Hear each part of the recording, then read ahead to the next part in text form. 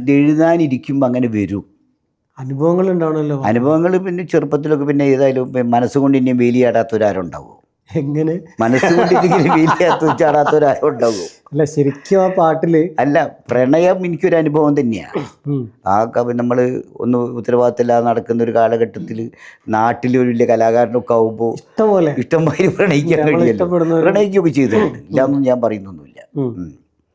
അതൊന്നും യാഥാർത്ഥ്യമായിട്ടില്ല, കാരണം പാട്ടുകാരനൊക്കെ ആയതുകൊണ്ട് യാഥാർത്ഥ്യമാവൂല. ഞാൻ ആ ബാപ്പുക്കെ എഴുതി തന്ന പാട്ടിലൊരു വരി ഞാൻ പറയട്ടെ, പാടാൻ എനിക്ക് ധൈര്യമില്ല.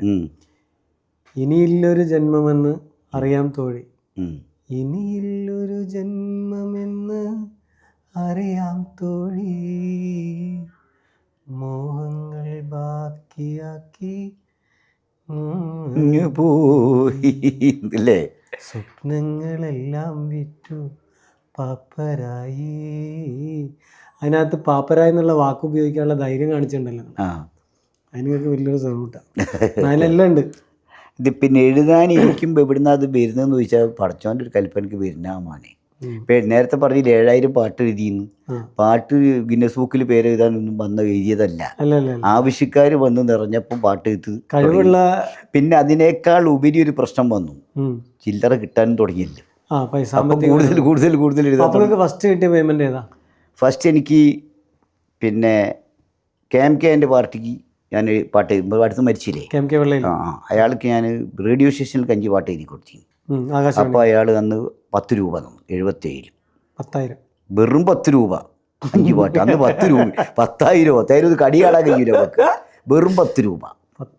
പിന്നെ എനിക്ക് നല്ലൊരു പൈസ, വലിയൊരു പൈസ എന്ന് പറഞ്ഞുകൊണ്ട് കിട്ടിയത് 80-ലാണ്. നമ്മുടെ രഘുകുമാർ എന്ന് പറഞ്ഞൊരു മ്യൂസിക് ഡയറക്ടർ ഉണ്ടായിരുന്നു പണ്ട്, പൂതേരി രഘുകുമാർ, താളവട്ടത്തിലൊക്കെ പാട്ട് സംഗീതം ചെയ്ത്, ഷാമയിലൊക്കെ ചെയ്ത്. അദ്ദേഹം ഒരു കേസറ്റ് കമ്പനി തുടങ്ങിയിരുന്നു. അദ്ദേഹത്തിൻ്റെ ആ കമ്പനിയിലേക്ക് ഞാനും കോഴിക്കോട് അബൂബക്കറും TC കോയ എന്ന് പറഞ്ഞ സംഗീത സംവിധായകൻ ഉണ്ടായിരുന്നു. TC നീ അറിയലുണ്ടാവില്ല, നിൻ്റെ അവിടുത്തെ മാത്തോട്ടത്തിൽ ഉള്ള ആളായിരുന്നു അദ്ദേഹം. ഞാൻ 5 പാട്ട് അദ്ദേഹം 5 പാട്ട് വരും. അത് പാടിയൊരു ജയേട്ടൻ, LR ഈശ്വരി, പിന്നെ അന്നത്തെ ലെജൻഡ് ആളുകൾ, പിന്നെ അമ്പിളി, കൃഷ്ണചന്ദ്രൻ, പിന്നെ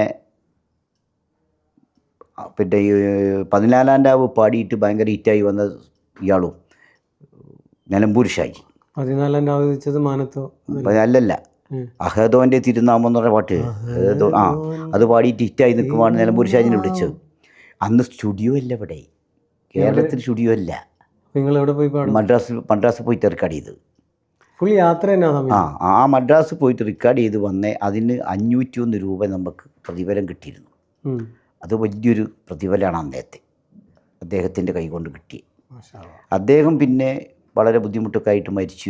അദ്ദേഹത്തിൻ്റെ coronation theatre, Radha theatre, Farooq Preethi ഒക്കെ വലിയ പണക്കാരനെ. ഇനി അവസാനം സിനിമയൊക്കെ നിർമ്മിച്ച് വളരെ ബുദ്ധിമുട്ടായിട്ടാണ് അദ്ദേഹം മരണപ്പെട്ടു പോയത്. നല്ലൊരു മനുഷ്യനായിരുന്നു അദ്ദേഹം, വലിയ തറവാട്ടിയായിരുന്നു, പൂതിരിക്കാരെന്നൊക്കെ പറഞ്ഞിട്ട്. അദ്ദേഹത്തിൻ്റെ ആണ് എനിക്ക് ആദ്യം കിട്ടുന്ന വലിയൊരു ഇത്.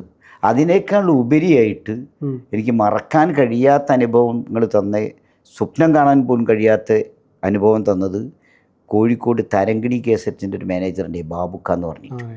അദ്ദേഹം ഇല്ലേ ഞാൻ എൻ്റെ പാട്ടൊന്നും ദാസേട്ടൻ പാടൂല. ഇന്നിപ്പോൾ നമ്മളിങ്ങനെ ഒരു ഉയരത്തിലേക്ക് എത്തിയിട്ട് അദ്ദേഹത്തിനൊന്നും കാണാൻ കഴിഞ്ഞില്ല. അദ്ദേഹം അതിൻ്റെ അടുത്ത് മരിച്ചുപോയി. അതാണ് വലിയ സങ്കടം.